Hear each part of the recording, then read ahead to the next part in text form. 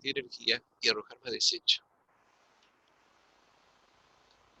Bueno, más vale tarde que nunca, ¿no es cierto? Eh, este proceso de crecimiento es eso, sacar recursos, quemar energía y tirar desecho. Ahora, cuando se hace de una magnitud tal que supera la posibilidad que tiene el planeta, entonces ya los recursos empiezan a ser escasos y no se van a recomponer por millones de años. La energía desaparece y ya no la vamos a tener. Y los desechos que nosotros arrojamos cambian el entorno, que van a ser imposible que nosotros en ese entorno podamos ir viendo. Entre ellos, por ejemplo, la emisión de gases de efecto invernadero y calentamiento global. Entonces, una salida keynesiana a una crisis de sobreproducción en el marco de este sistema es posible. ¿Por qué? Porque este sistema requiere comprar, tirar, comprar, consumir, vender y vender.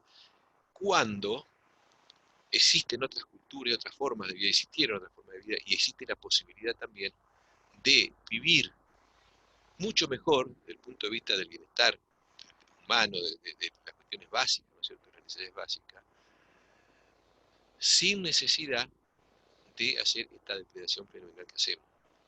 Es decir, que lo que se requiere acá es un cambio de formas de consumo, de formas de producción y de formas de convivencia, que es lo contrario de lo que se promueve en la cultura de este sistema. Este sistema no es solo la base económica. Esa base económica se obtiene porque hay una cultura que se promueve, que es la cultura del consumismo, el egoísmo, del cortoplacismo. Y hay una política que además que la sostiene, que es la política neoliberal, ¿no? Entonces, bueno, sí, vale eso como comentario por este aporte de Ariana, que me parece muy interesante. No sé quién sigue, quién puede seguir, a ver con... Yo, profe, ¿puedo seguir? Sí, sí, cómo no. Bueno, yo no hice algo, no me situé en algo puntual dentro de las dos crónicas, sino que hice como un análisis, digamos, que yo entiendo general, básicamente, dentro de lo que entendí. Y yo me situé mucho en las cuestiones de las épocas, de diferentes periodos, y lo que tenía que ver más que nada con el tema de las crisis y la expansión que hubo. Y yo, bueno, eso me pregunté, ¿no? Porque, ¿cómo puede ser que viendo de alguna crisis, ¿no? Se podía llegar a una expansión o lograr una expansión dentro de algún modelo y viceversa. Entonces yo me pregunté, digamos, por qué en ese sentido no se sostuvo, digamos, en esa expansión y después al ver otra crisis surgía otro modelo y vino otra crisis y así estamos, digamos, y hasta el día de hoy como que estamos sumergidos en lo que es una crisis mundial, digamos, ya más allá de lo ambiental que también influye por el tema de los recursos naturales, pero yo me pregunté por qué no, nunca se pudo, más allá de los países de América Central, los países centrales no pudieron sostener esa expansión que llegara a tener una mejor economía a nivel mercado y a nivel mundial en todos los demás países, por el tema más que nada de la producción que hubo, que había en ese momento y que hay, digamos, hasta el día de hoy, ¿no? A ver si te entiendo, a ver si te interpreto, ¿no es cierto? Vos lo que querés decir es que cuáles han sido las dificultades que se Ujú. presentaron para impedir que existiera un nuevo proceso expansivo. Claro, porque Mm. siempre como que hubo expansión y después hubo un periodo de expansión y después vino un periodo de crisis. Más allá de las cuestiones de las guerras, que todo, sabemos que las guerras lo que traen básicamente la Primera Guerra Mundial y la Segunda Guerra Mundial, en las épocas que hubo. Por ejemplo, yo me sitúo en la época del modelo aeroexportador de Argentina hacia el mundo. La Primera Guerra Mundial fue del 14 al 18. Estamos en el modelo de expansión, estamos en un modelo aeroexportador de una expansión. Después vino un declive que vino justo con el tema de la crisis de Wall Street, del banco. Y bueno, después empezó otro modelo. Pero tuvimos que saltar de un modelo a otro y o sea, hubo un momento de expansión, pero no se pudo sostener esa expansión. O sea, ¿cuáles fueron las dificultades? A nivel mundial, ¿no? Claro, bueno, Porque, a ver, nosotros por ahora estamos ubicados en el contexto mundial para sí, poder sí, entender cuáles han sido el entorno dentro del cual se movió, evolucionó la economía argentina capitalista dependiente de ese orden mundial, ¿no es cierto? Entonces, en ese orden mundial decimos se manifiesta lo mismo que a nivel nacional, esa forma de funcionamiento que tiene el capitalismo, que tiene una predisposición muy grande a un crecimiento notable. ¿Por qué? Porque la propia competencia genera la necesidad de invertir el excedente para producir más y ser más competitivo. Entonces, el conjunto al hacer todo eso genera crecimiento, crecimiento, crecimiento. Pero ese crecimiento se interrumpe a veces, pero por causas concretas. ¿Nosotros qué dijimos? ¿Por qué se interrumpe el crecimiento en la época del capitalismo liberal, después de la segunda revolución industrial? Porque creció tanto, fue tan eficaz en la capacidad productiva y en la expansión a nivel mundial, que concentró ingresos, pero le faltó mercado. Entonces en algún momento llegó esa crisis de sobreproducción. Entonces la causa en ese caso era que no había mercado suficiente. Y la resolución de eso fue recrear mercado a través de una redistribución de ingresos, o sea, una forma diferente de organizar el propio capitalismo, que fue el modelo Fordista keynesiano. El modelo Fordista keynesiano, con una redistribución de ingresos, con un Estado más intervencionista, garantizó que aumenten los mercados, pero a largo plazo afectó la tasa de ganancia. Entonces aparece otro problema en el capitalismo, que si no hay tasa de ganancia suficiente para los grandes capitales, no invierten en la actividad productiva y buscan ganancias en otro lado. Entonces se genera una crisis. Y en la crisis lo que se busca es resolver ese problema, que es la caída de la tasa de ganancia en la actividad productiva. ¿Cómo? Recuperando la tasa de ganancia como sea. Entonces las reacciones tienen que ver con eso, con las causas de cada crisis. Y los cambios que se producen, lo que buscan es, bueno, vamos a recomponer la tasa de ganancia. ¿Se recompone la tasa de ganancia? Sí, con la ganancia financiera, con la ganancia especulativa, con la ganancia de las corporaciones que desarrollaron las nuevas tecnologías y, y una nueva forma de invertir en todo el mundo, con baja costo laboral. Claro, pero eso qué generó, fue tan exitoso el modelo neoliberal para esos capitales, que de pronto se encontró con que no tenían mercado.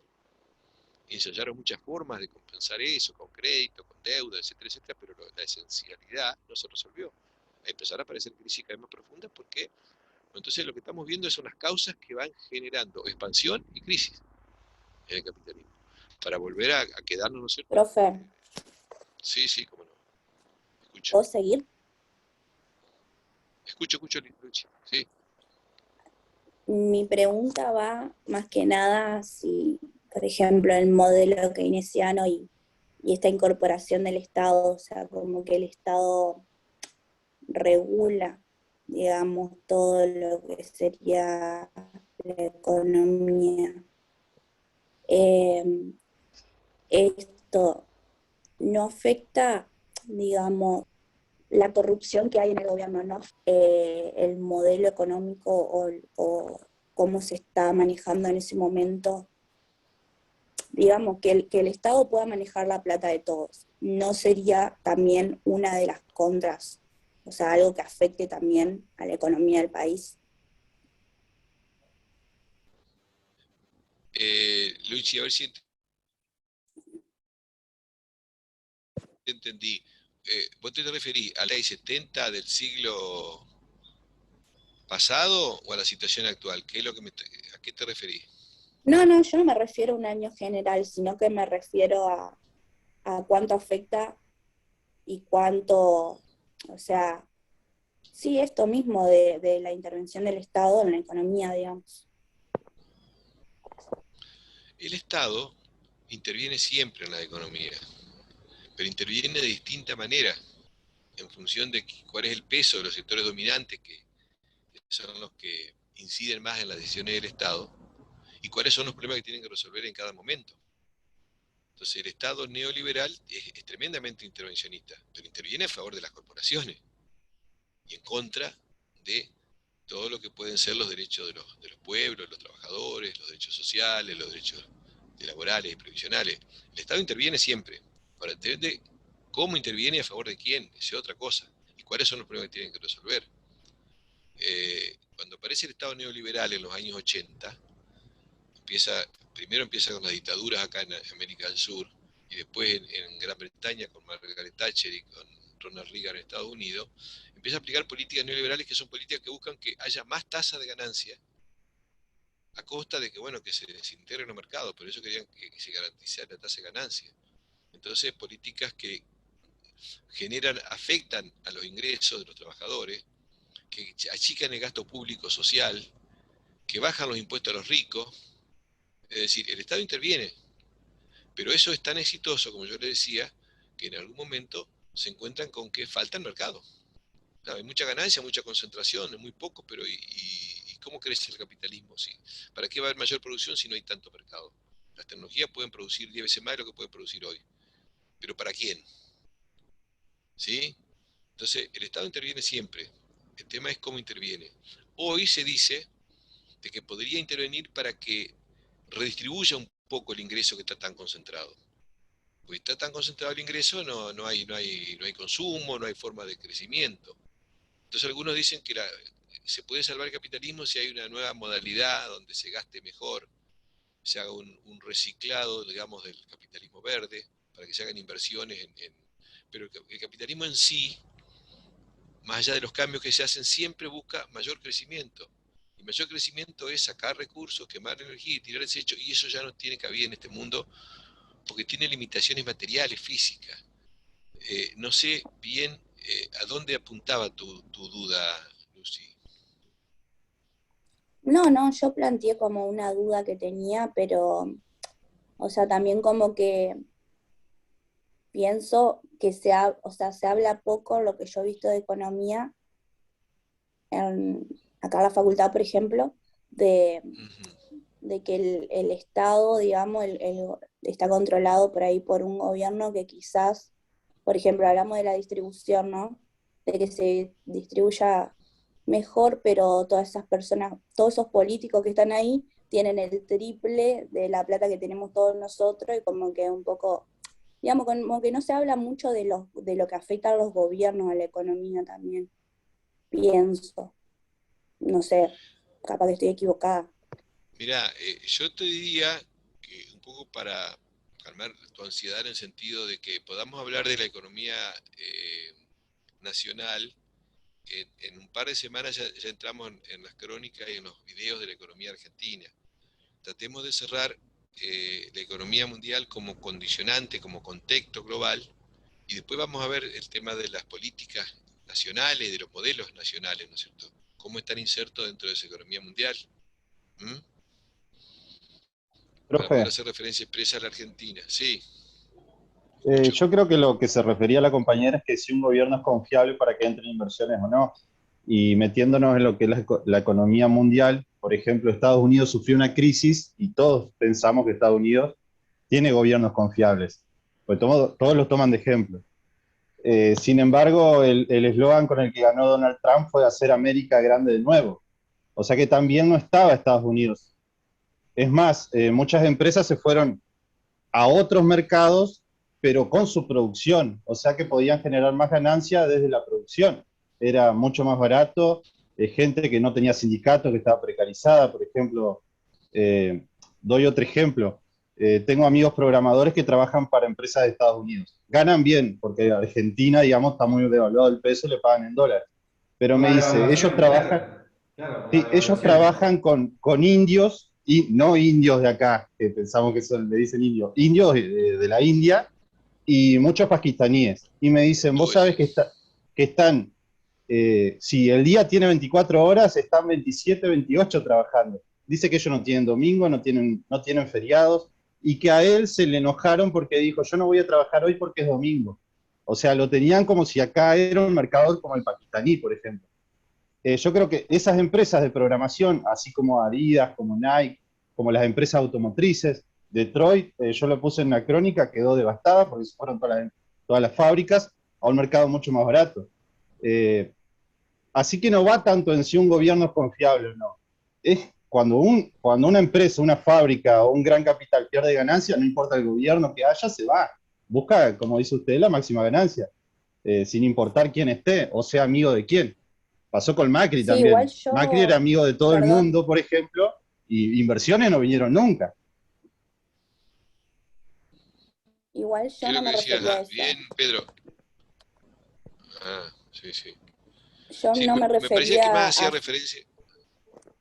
no, perdón, que yo no me refería a si un Estado es confiable o no, sino que cumpla con las cosas que tienen que cumplir, digamos, o sea, que se hagan las cosas relativamente bien, digamos, no que digan una cosa y que hagan otra, o que digamos, sea un modelo económico, digamos, que plantean que se haga bien, digamos, no como hacen en Argentina, que siempre, digamos, hay gobiernos que se postulan y ni siquiera tienen un plan económico, digamos. A eso me refería. Eh, sí, por eso yo quise, viste, más vale dejar esa reflexión para cuando hablemos de la economía argentina, ¿no es cierto? Porque los estados no son entes que estén separados de la sociedad.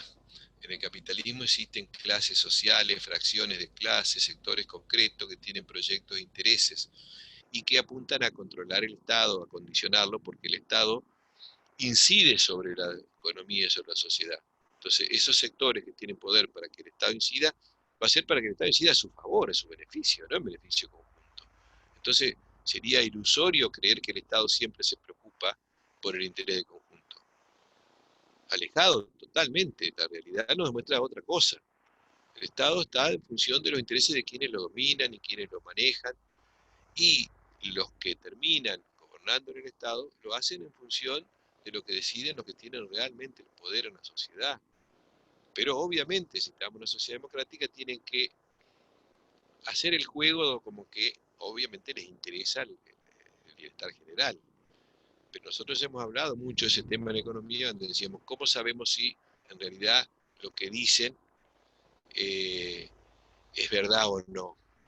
Y no podemos basarnos en las promesas o en lo que dicen. Y nosotros, con la experiencia que llevamos en la partidocracia en Argentina, tendríamos que ser ilusos y nos creemos. ¿Cómo tenemos que hacer? Tenemos que ver qué es lo que hacen, no lo que dicen. Entonces, cuando vemos lo que hacen, ahí sí sabemos cuáles son las verdaderas intenciones. Y bueno, las verdaderas intenciones, sí, bueno, dicen que van a. Este presidente que tenemos dijo que, criticándolo muy bien al anterior, que el anterior había afectado a los jubilados y había beneficiado a los bancos. ¿Sí? Entonces, lo que dijo es que había que pagar menos intereses a los usureros y Que con las recomponer los LELIQ le derrumbes. iba a dar el aumento a los jubilados, Sí, por sacando eso, las y que LELIQ. iban a pagarle, con lo que le van a pagar de menos a los bancos, a los usureros, iban a pagar mejor a los jubilados. ¿Qué hizo este presidente? Modificó la ley previsional para perjudicar más aún a los jubilados, mucho más, y le está pagando más que nunca a los banqueros. Entonces, uno ¿en qué se basa? ¿En lo que dice? No, en lo que hace. Por eso es importante entender las políticas económicas, no el discurso. El discurso es doble. Si uno quiere entender el discurso, tiene que entenderlo al revés, ¿no es cierto? De lo que dicen, porque es así. Esto inauguró una nueva era muy clara, el héroe argentino Charlie Saúl en los 90, cuando dijo, si yo digo lo que voy a hacer, no me votan. ¿Eh? Entonces prometo salarial su revolución productiva y después, pero cualquier cosa, ¿no es cierto? Y ahora ya nadie lo dice tan abiertamente, pero hacen así. Prometen todo en época de campaña, ¿no es cierto? Inclusive los gobiernos normalmente gastan más en los años electorales que en los años no electorales porque están en ese juego, tienen que legitimarse para que los de arriba lo mantengan. Pero en realidad gobiernan para los de arriba. Pero bueno, ya vamos a entrar en la Argentina, vamos a cerrar la parte mundial y terminemos algunas Mira, preguntas y vos comentarios. sabés que tenemos 2 minutos, Luis, así que no tenemos mucho tiempo, Bueno, pero a mí me surgió, o sea, me pongo del rol del estudiante, sí, y sí. las expresiones a nivel mundial que estarían consideradas como anticapitalismo, ¿merecen alguna reflexión similar? Que, ejemplo Cuba, ejemplo Corea del Norte, China, ¿están por fuera del capitalismo o es solo una pantalla? Sí, es una linda pregunta, ¿viste? Porque hoy el capitalismo es impuesto de punta a punta en todo el mundo. En todo Eh, caso, sí, no, iba a decir, respondiendo un poquito a lo que dice Octavio, a mí me parece que China hoy maneja el mercado mundial. Capaz que me equivoco en lo que digo, ¿no? Pero me parece que maneja hoy, y yo diría que lo maneja hasta por arriba, me parece, de Estados Unidos. digamos, aclaremos, la dinámica del capitalismo es la que rige hoy en todo el mundo. El capitalismo tiene distintas modalidades, más allá de que se llamen o no partidos comunistas, socialistas, gobiernos comunistas, socialistas, lo que interesa es la dinámica del sistema y quién toma las decisiones, ¿no es cierto? Y lo toma en el capitalismo, hay un sector minoritario que toma decisiones en función del conjunto, reemplazando el conjunto en beneficio propio, ¿no es cierto? Tiene forma de corporaciones privadas, pero también de una gran intervención del Estado. O sea, en Estados Unidos, el capitalismo sin Estado se desintegra, porque las principales inversiones que le producen las ganancias más grandes a las empresas armamentistas, las empresas de la nueva tecnología, etcétera, es el Estado. El Estado que garantiza eso. El Estado está para las corporaciones. En China, que hay un proceso de retorno muy fuerte del capitalismo, con poderosas corporaciones privadas, también funciona el Estado, pero en función de esos intereses. Es decir, que la lógica es la lógica de la expansión, la lógica de la depredación, la lógica de la concentración de la riqueza, de la formación de multimillonarios, y dejar afuera. Qué macana Agustina no dejó, bueno, vamos a una pregunta, alguna reflexión, me hubiera dicho antes, para, para Profe, comentar. yo había He hecho esa pensado pregunta. lo mismo que dijo Ariana, es más, yo lo puse en la crónica. Tenía la misma cuestión para proponer. Bueno, yo voy a hacer referencia al comentario ese sobre la pregunta sobre el sistema jubilatorio y después queda grabado y después lo vemos.